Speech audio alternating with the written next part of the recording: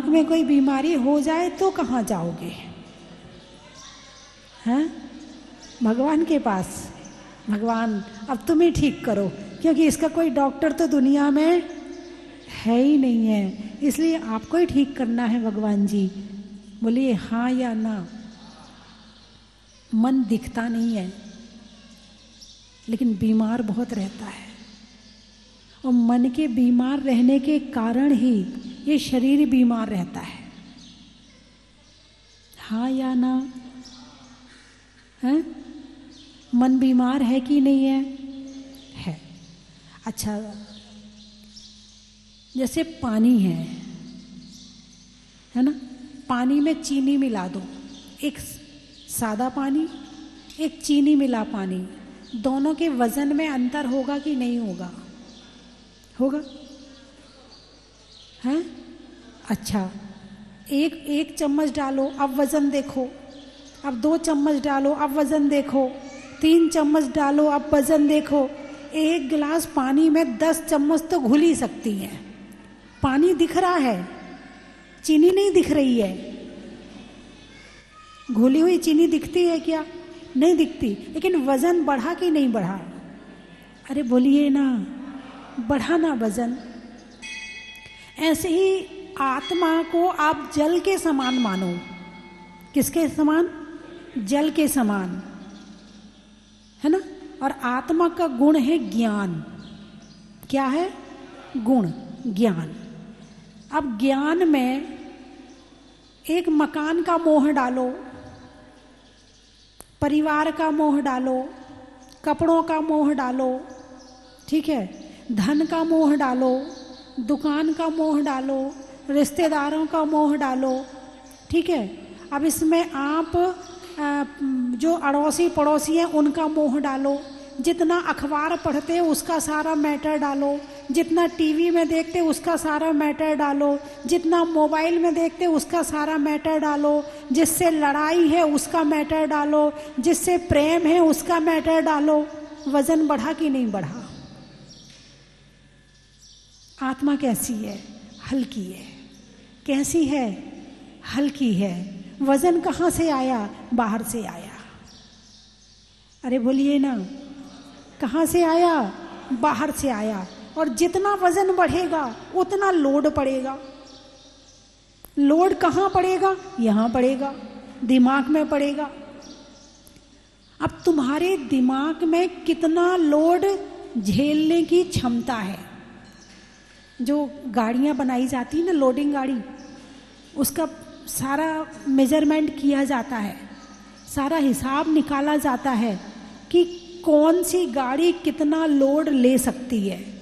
ऐसे तुम्हारे पास जो दिमाग है वो कितना लोड लेने वाला है। ये भी गाड़ी है, मन एक गाड़ी है। अब इसमें कितना लोड रखने की क्षमता है? यदि उतना रखोगे तो ठीक है, चल जाएगा काम। और उससे ज़्यादा हुआ, डिप्रेशन, ओवर थिंकिंग, टेंशन, इन सब की बीमारियां शुरू हो जाएगी। जैसे चीनी में दिखती नहीं है पानी में, ऐसे विचार आंखों से नहीं दिख रहे हैं, लेकिन वजन बहुत है। भाई शरीर पे तुम्हारे एक मकान के बराबर वजन रखा जाए, क्या होगा? नहीं सहन कर पाओगे, क्योंकि शरीर की क्षमता नहीं है। शरीर पे तुम अपने पूरे परिवार वालों को बिठा लो, बिठा सकते हो क्या? नहीं बिठा सकते हो। शरीर, घर में जितना सोना चांदी, जितने बर्तन भांडे हैं, सब अपने ऊपर रखो, रख सकते हो क्या? नहीं रख सकते। लेकिन उन सबके विचार तो रखे हुए हो क्या? उन सब चीजों के विचार तो दिमाग में भरे पड़े हैं, वो भी तो वजन है। जैसे तुम्हारी पेन ड्राइव होती है, हार्ड डिस्क होती है ना, वो जीबी वाली होती है। कौन सी पेन ड्राइव कितने जीबी की है, कितना डाटा उसमें आ सकता है, कितना उसमें, ना तुम्हें वो दिख रहा है कि शब्द उसके अंदर जा रहे हैं, लेकिन उसके अंदर जा रहे हैं, उसके अंदर लोड हो रहा है। वो कहाँ पर शो करेगा? तुम पेन ड्राइव को उठा के देखो, कुछ दिखेगा उसमें? नहीं दिखेगा। कहाँ दिखेगा? जब उसकी मशीन में लगाओगे तो दिखेगा उसमें। ऐसे ही इसमें जो विचार हैं वो सारे राग, द्वेष, कलह, क्लेश प्रेम के रूप में उभरते हैं। प्रेम भी वजन है, प्रेम में तो बहुत ज्यादा वजन है। इतना वजन है कि आप झेल रहे, पता नहीं कैसे झेल रहे हो। हाँ, प्रेम में भी बहुत वजन है, लेकिन बस अच्छा लगता है, मजा आता है। कितने लोगों का प्रेम चाहिए, कितने लोगों से प्रेम कर रहे हो, जितनों से प्रेम कर रहे हो वो तुम्हारे अंदर चले गए। तुमसे जितने प्रेम कर रहे हैं वो उनके अंदर चले गए। अब इस जो दिमाग है ये भी तुम्हारा कितने जीवी का है। कुछ लोग कहते हैं ना, बच्चे को याद नहीं रहता है, बच्चे को याद नहीं रहता है, उसके सेव करने की क्षमता खत्म हो रही, वो उसमें सिस्टम नहीं है, वो सिस्टम गड़बड़ है उसका। कौन सा सिस्टम? जिसमें सेव करते हैं, यानी याद करते हैं, जिससे विचार अंदर सेव होते हैं, वो सिस्टम उसका गड़बड़ है। अब कौन सी चीज याद रहती? खाने की चीज याद रहती है, लड़ने की चीज याद रहती है, और बाकी चीजें, अच्छी चीजें याद नहीं रहती हैं। इसका मतलब क्या हुआ? इसमें भी कहीं गड़बड़ है कि कौन सी चीज ले रहा है और कौन सी चीज एक्सेप्ट नहीं कर रहा है, इसमें भी देखना पड़ेगा। ये दिमाग बड़ा एक अजूबा है, इसको बड़े सिस्टम से चलाना पड़ेगा। यदि इसको सिस्टम से नहीं चलाया तो ये खराब हो जाएगा। और संसार के ज्यादातर लोगों ने अपना दिमाग खराब कर रखा है। जो चीज दिमाग में डालनी चाहिए वो तो डालते नहीं है, और जो नहीं डालनी चाहिए वो इकट्ठा कर रखा है, कूड़ा कचरा इकट्ठा कर रखा है। और उसी के कारण से फिर ये डिप्रेशन होता है, बीमारियां होती हैं, सब कुछ होता। पहले ज्यादा से ज्यादा लोग मंदिर में जाते थे, शाम को दुकान बंद करी, भोजन किया, पहुंच गए मंदिर। सुबह सो के उठे, घर से निवृत्त हुए, नहा धो के पहुंच गए मंदिर, और 2-2, 4-4 घंटे मंदिर में रहते थे। तब इतने डॉक्टर थे क्या? बोलिए, तब इतने डॉक्टर थे क्या? तब इतनी बीमारियां थी क्या? तब इतने लोग दवाई खाते थे क्या? नहीं। और अब जितने मंदिर में जाने वालों की संख्या कम हो रही है, जितनी पूजा भक्ति करने वालों की संख्या कम हो रही है, जितना स्वाध्याय करने वालों की संख्या कम हो रही है, जितनी धर्म चर्चाओं की संख्या कम हो रही है, उतनी बीमारियां बढ़ रही हैं। हाँ या ना? डॉक्टर के यहाँ तो लाइन लगी है और मंदिर खाली पड़े हैं। डॉक्टर के यहाँ लाइन क्यों लगी है? क्योंकि मंदिर खाली पड़े हैं। मंदिर भर जाए तो डॉक्टरों का दवाखाना खाली रह जाए। क्यों? क्योंकि वहां मानसिक रोगों का इलाज होता है। आजकल किसी को डिप्रेशन हो जाए, मानसिक रोग हो जाए तो कहाँ दिखाते हैं? मनोवैज्ञानिक पैदा होने लगे आजकल। कौन पैदा होने लगे? हाँ, डॉक्टर, मनोवैज्ञानिक, मन का विज्ञान वाला मनोवैज्ञानिक डॉक्टर है। वो क्या करता है? अकेले में बिठाता है, तुम्हारे अंदर की बातें पूछता है, तुम्हारे दिमाग में क्या टेंशन चल रही है, तुम्हें किस बात की परेशानी है, तुम्हें किस पर गुस्सा आता है, तुम किस पर गुस्सा करते हो, तुम्हारे को क्या पसंद नहीं है, तुम्हें क्या पसंद है, ये सारी चीजें वो पूछता है।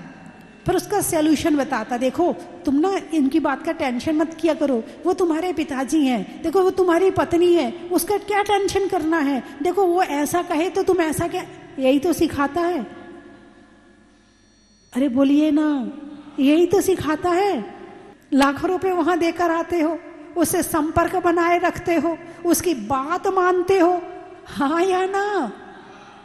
तो मन को ठीक करने का इलाज धर्म में है, और जैन धर्म में तो बहुत सारा है, भरा पड़ा है।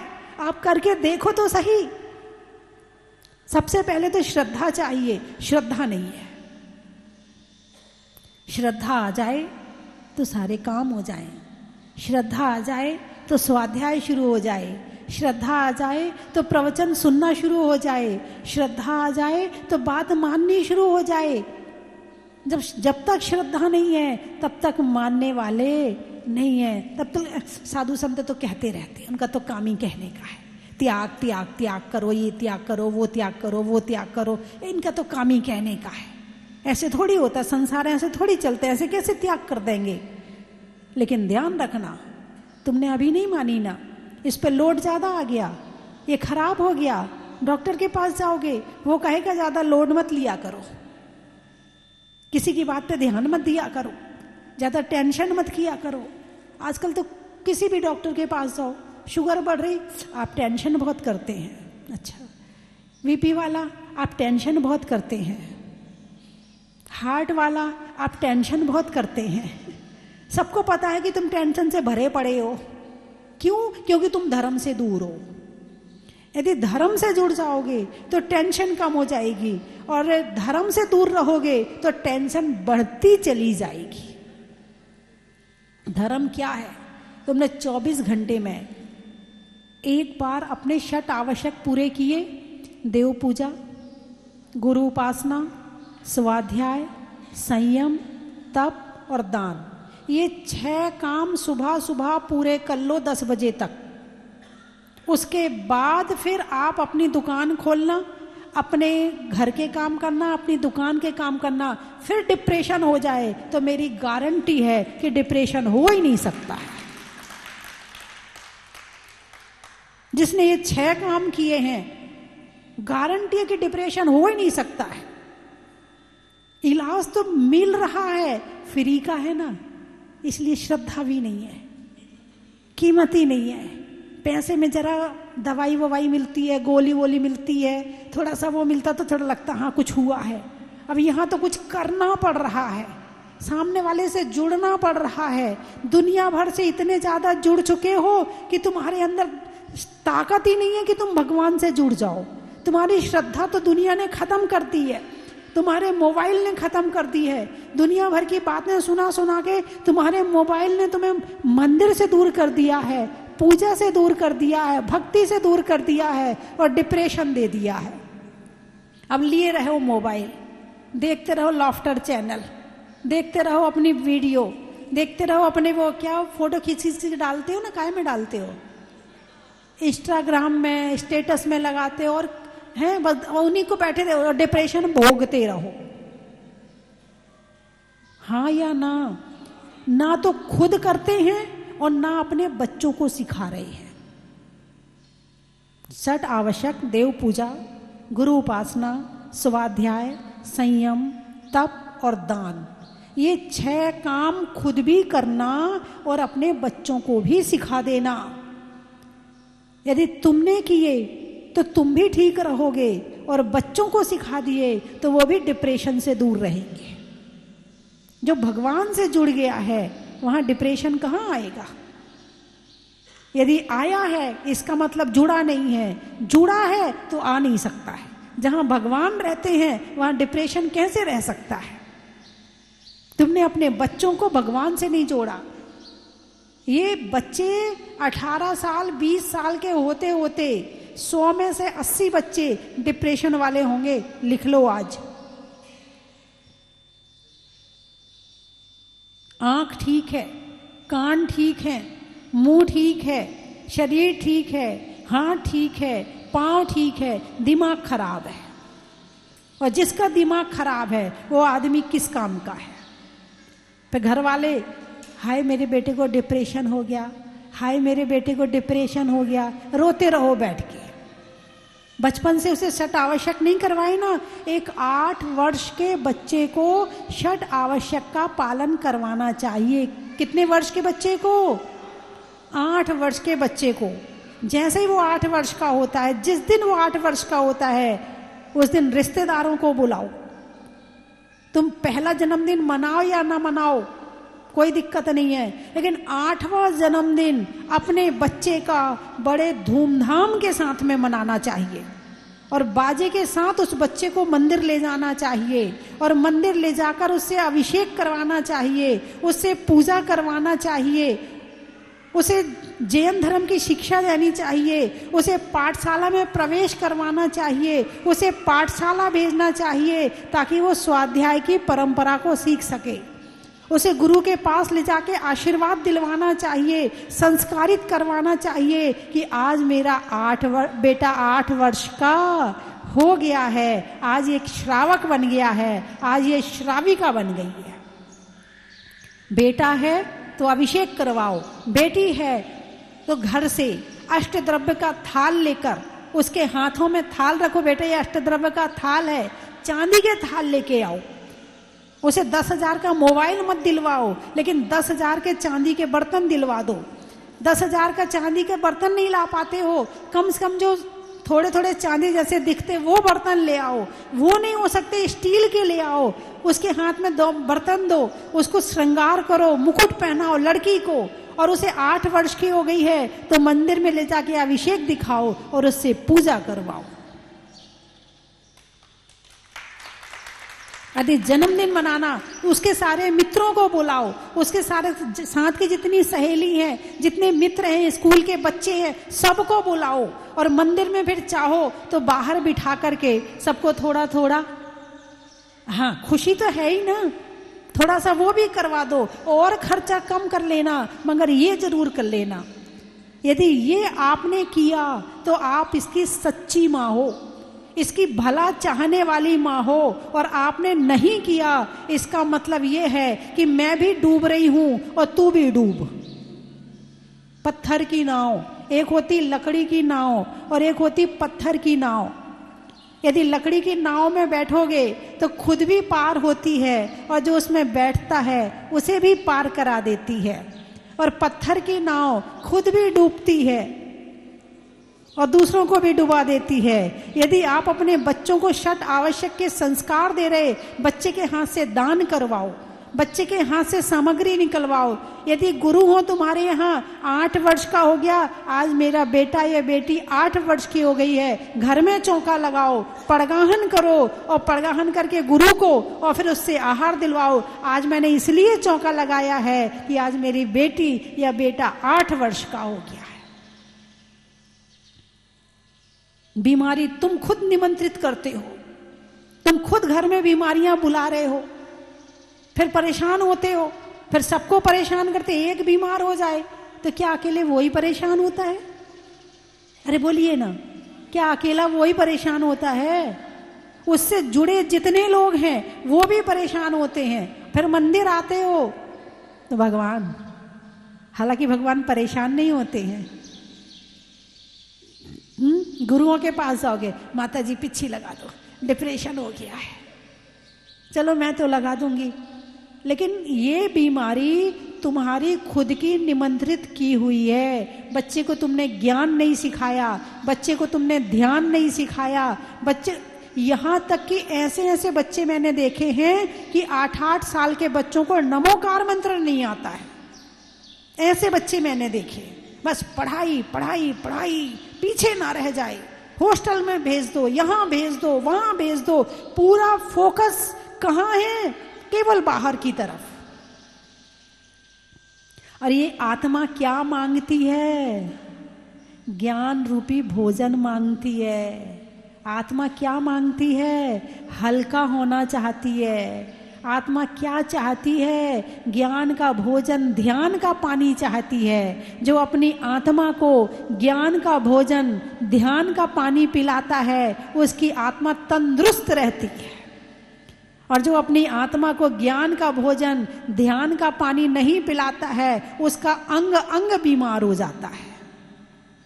अब बीमार होना चाहते हो तो मत करो षट आवश्यक का पालन, और बीमार नहीं होना चाहते हो तो शुरू कर दो देव पूजा, गुरु उपासना, स्वाध्याय, संयम, तप और दान। यहाँ चल रही हैं, आधी हो जाएंगी। और यदि शुरू नहीं हुई है तो आपकी दवाई शुरू नहीं होगी, क्योंकि जिसका दिमाग ठीक है उसका शरीर भी ठीक है। वैसे डॉक्टर को नहीं के पास जाकर ये नहीं सुनना पड़ेगा आप बहुत सोचती हो, आप बहुत टेंशन लेती हो, आप बहुत लोड लेती हो, आप बहुत स्ट्रेस लेती हो, आप थोड़ा कम स्ट्रेस लिया करो। जितना चिपकोगे उतना स्ट्रेस। स्ट्रेस कहाँ से आता है? अंदर से आता कि बाहर से आता है? अरे बोलिए ना, बाहर से आता है। बाहर से आता है या हम लेते हैं? मान लो ये डायरी है, इसके अंदर स्ट्रेस देने की ताकत है क्या? क्या इसमें स्ट्रेस देने की ताकत है क्या? सोने के हार में स्ट्रेस देने की ताकत है क्या?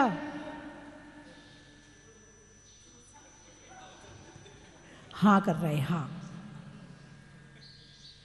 यदि स्ट्रेस तुम्हें दे सकता है तो स्ट्रेस मुझे भी होना चाहिए। फिर तो सोने के हार में देने की ताकत है तो फिर मेरे अंदर भी होना चाहिए स्ट्रेस, लेकिन मेरे अंदर तो है ही नहीं है। सोने का हार नहीं है तो बड़ा स्ट्रेस है, टेंशन। देवरानी के पास है, जेठानी के पास है, उसके पास है, उसके पास है, मेरे पास नहीं है, स्ट्रेस। हाँ या ना? अब मैं भी स्ट्रेस करूं, इनके पास है, इनके पास है, इनके पास है, मेरे पास तो है ही नहीं। लेकिन लेने वाला चाहिए। यहां तो जो लेता है उसे मिलता है, जो मोह छोड़ देता है स्ट्रेस छूट जाता है, मोह करेगा स्ट्रेस रहेगा। और धर्म क्या सिखाता है? जलते भिन्न कमल है, जल में कमल की तरह रहना चाहिए। कैसे रहना चाहिए? जल में कमल की तरह। यदि कमल जल में डूब जाए खराब हो जाएगा, सड़ जाएगा, चमक चली जाएगी, खुशबू चली जाएगी। बोलिए हाँ या ना? यदि जल में कमल डूब जाएगा तो क्या क्या होगा? सड़ जाएगा, चमक चली जाएगी, खुशबू चली जाएगी, सुंदरता चली जाएगी। अरे बोलिए ना, हैं?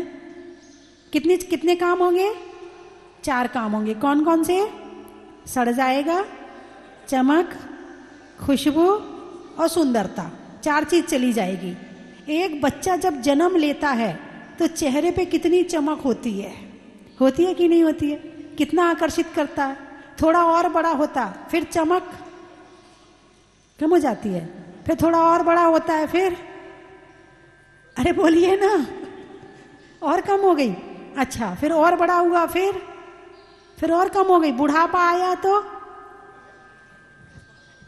खत्म ही हो गई। और आचार्य विद्यासागर जी, उनकी चमक बढ़ी थी या घटी थी? क्यों? जितना संसार में डूबोगे तुम्हारी चमक जाएगी, तुम्हारी खुशबू जाएगी, तुम्हारी सुंदरता जाएगी और तुम्हारा सुख जाएगा। और जितना ऊपर रहोगे उतनी ये सारी चीजें बढ़ती चली जाएगी। अब आपको इन चीजों को बढ़ाना है कि घटाना है? सड़ना है कि तिरना है? तो कैसे रहना है? केवल 6 आवश्यक पूरे करने हैं। देव पूजा याद कर लो। सबसे पहले देव पूजा में अभिषेक भी आ जाएगा। देव पूजा, गुरु उपासना, आहार आदि देना, विहार आदि करवाना, वैयावृत्ति करना, प्रवचन सुनना, गुरु उपासना, स्वाध्याय, शास्त्र पढ़ना, संयम, मन और इंद्रियों पर कंट्रोल रखना, तप, 12 तप, अनशन, ऊनोदर, व्रत परिसंख्यान, रसपीतक, विविध काय क्लेश, प्रायश्चित, विनय, वैयावृत्ति, स्वाध्याय, वित्सर्ग। इन 12 तपों को थोड़ा थोड़ा करते रहना। तप और दान। यदि ये चीज आपने पूरी करी तो आप लिख लो कि आपको डिप्रेशन और अन्य बीमारियां भी नहीं होंगी, और आपकी चमक भी बढ़ेगी, आपकी खुशबू भी बढ़ेगी। खुशबू का मतलब लोग आपकी तरफ आकर्षित होंगे। खुशबू का मतलब आकर्षित होंगे। अभी कौन कौन आपके प्रति आकर्षित होता है? जिनके साथ रहते हो वही होता है क्या? उससे ही लड़ाई होती रहती है, उससे ही वो तुमसे बोलना नहीं चाहता है। चुप रहो, बहुत बोल लिया है, चुप रहो, बहुत, सब चुप करने तैयार है। मतलब तुम्हारी खुशबू चली गई। क्या चली गई? तुम्हारी खुशबू चली गई, इसलिए ये चुप कर रहा है। यदि तुम्हारे अंदर खुशबू होती तो वो खिंचा चला आता और कहता कि बोलो ना, कुछ तो बोलो, सुनना चाहता। हाँ या ना? है? और सुंदरता चली गई, ब्यूटी पार्लर जाना पड़ रहा है, घिसाई लिपाई पुताई करवानी पड़ रही है, केश लॉन्च करवाना पड़ रहा है। किसके लिए? सुंदरता के लिए। कभी किसी साधु को ब्यूटी पार्लर जाते देखा है?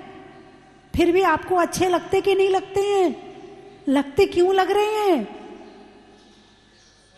क्यों? संयम और तप है। इधर ब्यूटी पार्लर जा जाके भी चेहरा फीका पड़ रहा है, और इधर बिना ब्यूटी पार्लर जाए भी। हाँ या ना? तो जितना मोह में फंसोगे, जितना घुसोगे, जितना कलेश करोगे, जितना लड़ाई झगड़ा करोगे, उतनी ये चारों चीजें कम हो रही हैं। और बुढ़ापे तक जाते जाते इतनी कम हो जाती हैं कि बुढ़ापे में आते आते ओवर थिंकिंग की बीमारी हो जाती है।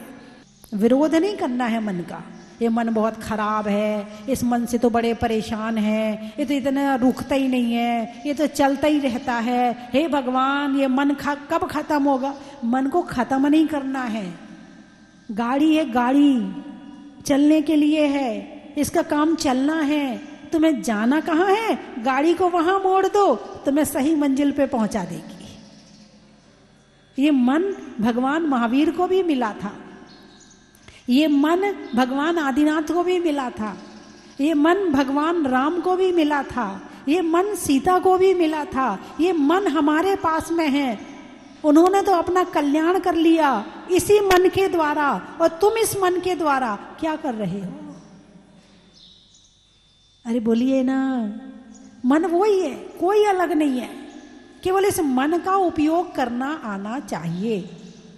जैसे घर में कूलर का उपयोग करना आता है, एसी का उपयोग करना आता है, फ्रिज का उपयोग करना आता है, कपड़ों का उपयोग करना आता है, इस मन का उपयोग करना आता है कि नहीं आता है?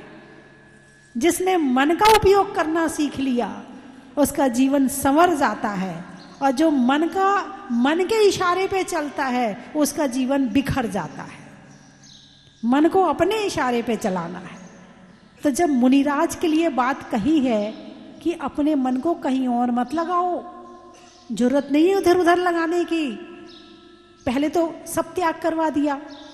दीक्षा होती तो क्या होता है? परिवार, घर, मकान, सोना, चांदी, है ना, सब त्याग करवा देते। ये फैशन का कारण ये बाल बचे तो बोले थे इनको भी निकाल के अलग कर दो, इसमें दिमाग रखा रहेगा, दिन भर हाथ जाएगा, दिन भर इससे, तो इसको भी निकाल के फेंक दो, इसको भी निकलवा दिया। तो जितने विचारों के और टेंशन के कारण थे, राग और प्रेम के कारण थे, उन सबको अलग कर दिया। अब बचा शरीर। अब क्या कह रहे हैं? सम्यक प्रकार निरोध मनवच काय आत्म ध्यावत हैं। अपने पुराने विचारों को भी छोड़ो। तुम इस संसार में जितने दिन रहे हो और उस संसार में रहते रहते आपने जो जो किया है वो विचार भी छोड़ो। आत्म ध्यावते, और क्या करो? आत्मा का ध्यान करो। क्या करो? आत्मा का ध्यान करो। स्वाध्याय रोज करते हैं मुनिराज, और जो स्वाध्याय रोज करता है, जो शास्त्रों से जुड़ा है, जो ज्ञान से जुड़ा है, डिप्रेशन उसे होने वाला नहीं है। किसको होता है? एमए कर लिया, एमबीए कर लिया, सीए कर लिया, फिर भी डिप्रेशन। इतना पढ़ते हैं तो भी डिप्रेशन। और शास्त्र तुम थोड़ा भी पढ़ो तो डिप्रेशन खत्म। कलेक्टर बनने के बाद डिप्रेशन हो जाता है, होता कि नहीं होता? सीए बनने के बाद डिप्रेशन हो जाता, साधु बनने के बाद डिप्रेशन हुआ नहीं हुआ? ठीक हो जाता है। और इनके संपर्क में जो आता है उसका भी ठीक हो जाता है। बात समझ में आई कि नहीं? चलिए, समय हो गया है।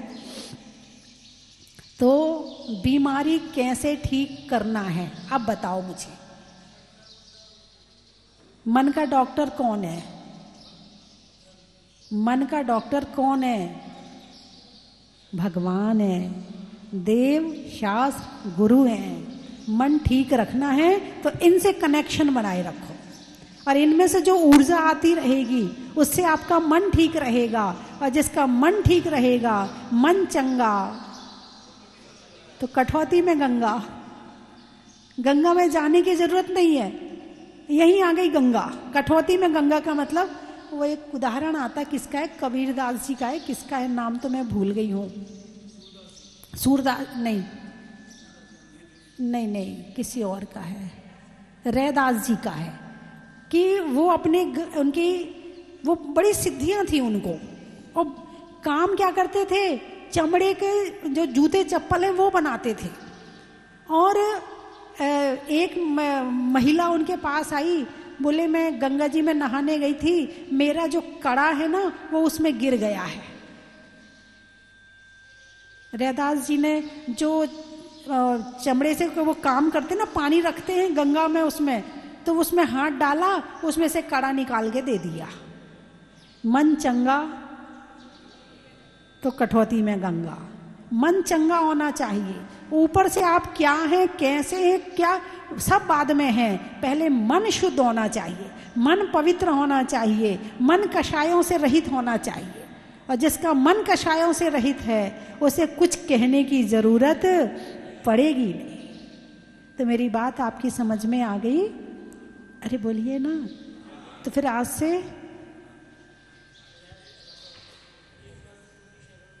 है पूजा करना कौन कौन शुरू करेगा आज से? हाथ उठाकर बताइए। हाँ, अपने बच्चों को साथ में कौन ले जाएगा पूजा करवाने के लिए? हाँ, हाथ उठाओ बच्चा। बहुत बढ़िया बच्चा आया है, बहुत अच्छा। बाकी लोग तो पूजा करते होंगे, जो टीवी में देख रहे हैं वो भी हाथ उठा लें। ठीक है। किन किन ने हाथ उठाए? मैं आप लोगों को नहीं देख पाई। उठाइए उठाइए। पूजा करना, हाथ उठाइए। पूजा करना, अभिषेक तो करते होंगे। बहुत अच्छा, बहुत बढ़िया। अपने बच्चों को भी संस्कार डालो और आप भी करो, है ना। चलिए, सलाइयों में सूजा का, मिठाइयों में गूजा का, और भगवान की पूजा का, कर्म के हरने का, पर्वत पर झरने का, और धर्म के माध्यम से बीमारियां दूर करने का। बड़ा ही महत्व है। देने में सम्मान का, जीवन में ज्ञान का, और करने में ध्यान का। बड़ा ही महत्व है। कहाँ कहाँ से आए हो तुम? सर मतलब तुम सर हो, हैं? तुम सर, पक्षी में पर का, प्रभु के दर का, और आने वालों में तुम सर का। बड़ा ही महत्व है। भीलवाड़ा, महिलाओं में कड़ा का, भोजन में बड़ा का, आने वालों में भीलवाड़ा का। बड़ा ही महत्व है। केसरिया, मकान बनाने में सरिया का, नामों में हरिया का, और आने वालों में केसरिया का। बड़ा ही महत्व है। मैनपुरी, स्वर्ग में परी का, बैठने में दरी का, आने वालों में मैनपुरी का। बड़ा ही महत्व है। जाने में किधर का, बात जाने में किधर का, होने में निडर का, और आने वालों में ईडर का। बड़ा ही महत्व है। भोज, अच्छा, जीवन में अच्छी सोच का, पाँव में नहीं आने में मोच का, और आने वालों में भोज का। बड़ा ही महत्व है। आज भोज से आचार्य शांति सागर जी के गांव से आए हुए हैं। आम की बोर का, खाने में कौर का, आने वालों में इंदौर का। बड़ा ही महत्व। मऊ, घर में बहू का, एमपी वाले जानते हैं, घर में बहू का, बाल कटाने में नाऊ का, और आने वालों में मऊ का। बड़ा ही महत्व है। भिलाई, दूध में बिलारी, अच्छा, हाथ में कलाई का, दूध में मलाई का, आने वालों में भिलाई का। बड़ा ही महत्व है। पुलिस की लारी का, शांति धारा की झारी का, और आने वालों में बिलारी का। बड़ा ही महत्व है। हिसार, इटारसी, अच्छा, देखने के लिए आरसी का, आरसी यानी शीशा, देखने में आरसी का, भाषा में फारसी का, और आने वालों में इटारसी का। बड़ा ही महत्व है। पुणे,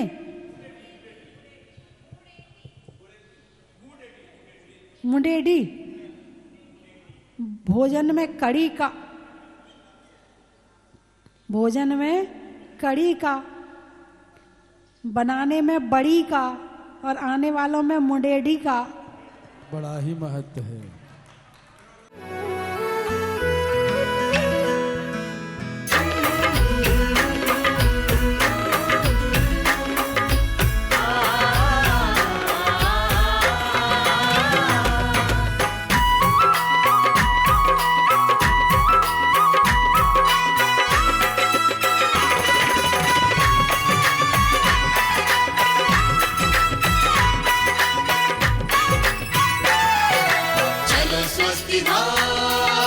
चलो स्वस्ति धाम।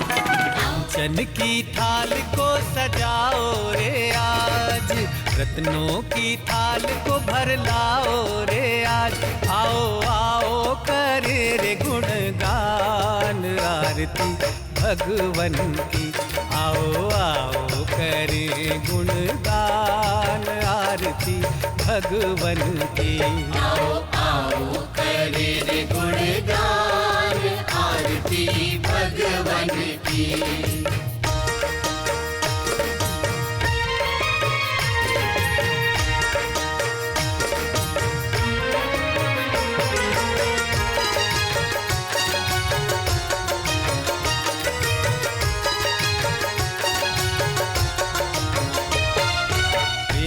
सुमित्र के राज दुलारे, माँ पद्मा जी के नैनों के तारे। पिता सुमित्र के राज दुलारे, माँ पद्मा जी के नैनों के तारे। राजगृही में जन्म लियो आप, राजगृही में जन्म लियो आप। आओ आओ मनाए खुशी आज आरती भगवन की। आओ आओ करे रे गुणगान